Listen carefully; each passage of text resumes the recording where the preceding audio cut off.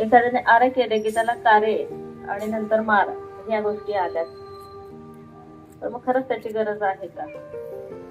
आपण छत्रपती शिवरायांना खूप मानतो.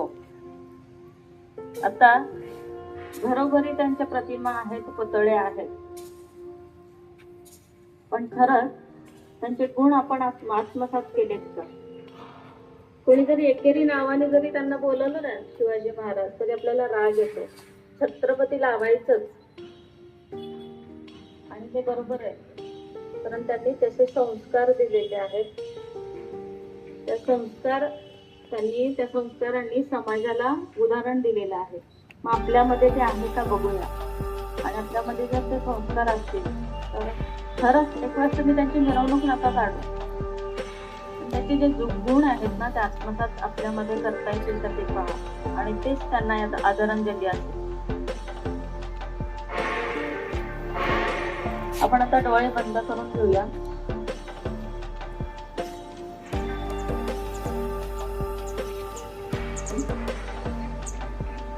डोळे उघडे ठेवून आपण कृती बघून घेऊया पहिलं, की जेणेकरून डोळे बंद केल्यानंतर आपलं कन्फ्युजन होणार नाही.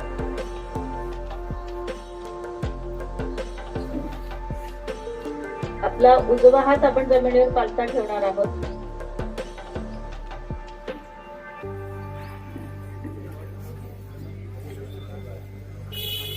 आणि डावा हात मांडीवरती असं पालथा ठेवायचा आहे. जमीन आहे ते, ह्याच मातीमध्ये आई मारत असताना सुद्धा आपण लोळायचो. ही तर तो खूप स्वच्छ जागा आहे, ठीक आहे ना. आता वेगळं वाटतंय, पण हे प्रार्थना केल्यानंतर मग बघा, तुम्ही स्वतःलाच बघा. तिथे प्रार्थना झाल्यानंतर आपला उजवा हात मांडीवरती आणि डावा हात असा आकाशाकडे करायचा. उजवा हात मांडीवर घ्यायचा, डावा हात असा आकाशाकडे.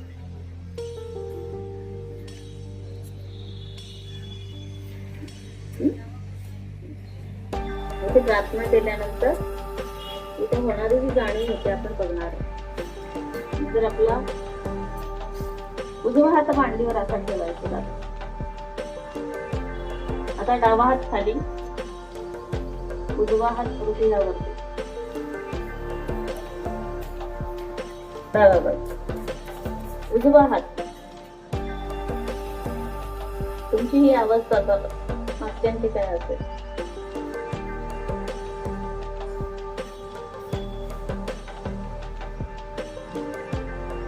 ते चढलं मग टाकीच्याच ना, म्हणून तो त्यांना प्रत्येकच बोलायला लागतं, लक्ष कुठे. इथे प्रार्थना केल्यानंतर आपला तो उजवा हात कपाळावर आडवा ठेवायचा आणि डोकं थोडंसं पुढे झोपवायचं.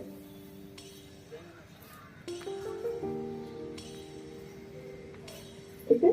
त्याच्यानंतर हा आपला उजवा हात टाळूवरती असा दाबून आपल्या डोक्याची त्वचा दाबून ठेवायची सावकाश प्रेमाने. कोणाचाही राग आपल्या डोक्यावर काढायचा नाही. मलिश करतो ना, डोक्याची त्वचा दाबून ठेवायची. बोला का,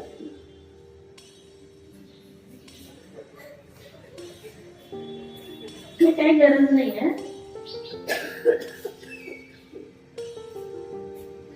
ठीक आहे. नंतर आपण असा हात करणार आहोत सावकाश. खरी गंमत काय आहे ना, की नंतर शरीरात तुम्ही इथे उठणारच नाही, स्लो लागणार. आपण आता डोळे बंद करू.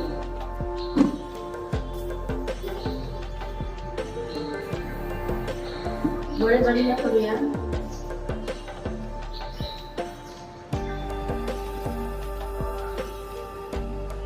पाठीचा कणा ताट, आणि ह्या क्षणापासून आपल्या आतमध्ये जो बदल होतो तो आपण बघणार आहोत. आपला उजवा हात जमिनीवर पालथा,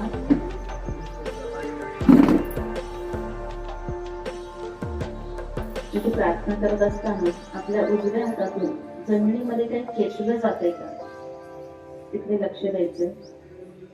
मनातल्या मनात प्रार्थना करूया. परपूजा माताची आमची इडा नाडी संतुलित होऊ द्या. आमची इच्छाशक्ती संतुलित होऊ द्या.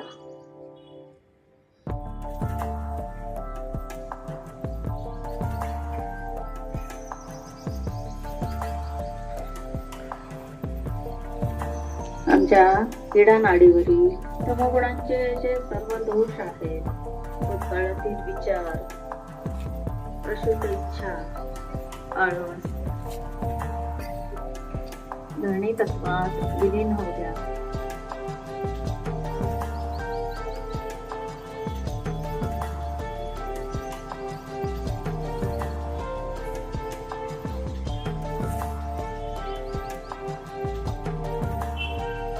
सावकाशपणे प्रार्थना करत असताना आपल्या डाव्या हातातून आकाशामध्ये काही खेचलं जाते. इकडे लक्ष द्यायचं, ताट बसायचं. परमपूज्य माताजी, आमच्या पिंगला नाडीवरील रजोगुणांचे सर्व दोष, भविष्यातील सर्व प्रकारचे विचार, जास्तीची उष्णता, राग, आकाश तत्वात विलीन होऊ द्या.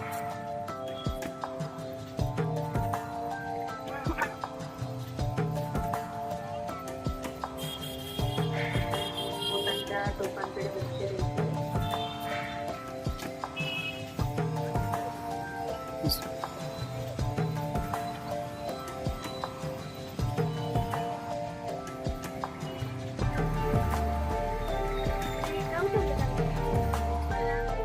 डावा सावकाशपणे मांडीवर घेऊया. आता आपल्या आतल्या अवस्थेकडे पाहूया.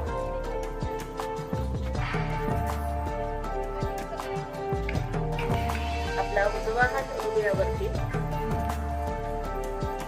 हृदयाच्या ठोक्यांवर लक्ष द्यायचं.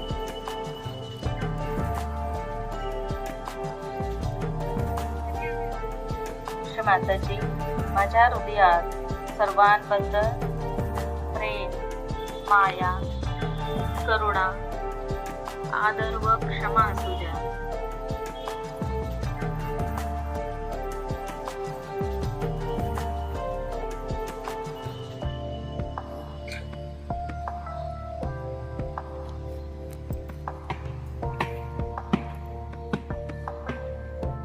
माताजी, माझ्या हृदयात सर्वांबद्दल प्रेम, माया, करुणा, आदर व क्षमा असू द्या.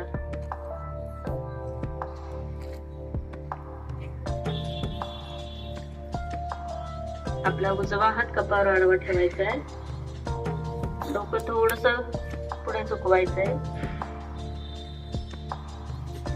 माताजी, मी सर्वांना हृदयापासून क्षमा केली आहे. माताजी, मी सर्वांना हृदयापासून क्षमा केली आहे.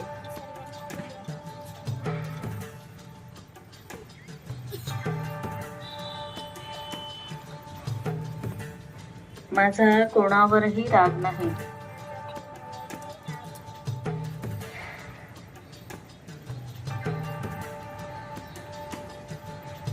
आता आपला उजवा हात टाळूवर घ्यायचा आहे. डोकं तसंच पुढे झुकलेलं. हात दाबून फिरवत प्रार्थना करूया. माताजी, कृपा करून मला माझा आत्मसाक्षात्कार द्या. आपला तळव्याने डोकं दाबायचंय. माताजी, कृपा करून मला माझा आत्मसाक्षात्कार द्या. गोल फिरवायचंय. माताजी, कृपा करून मला माझा आत्मसाक्षात्कार द्या. मला माझं महत्त्व समजू द्या.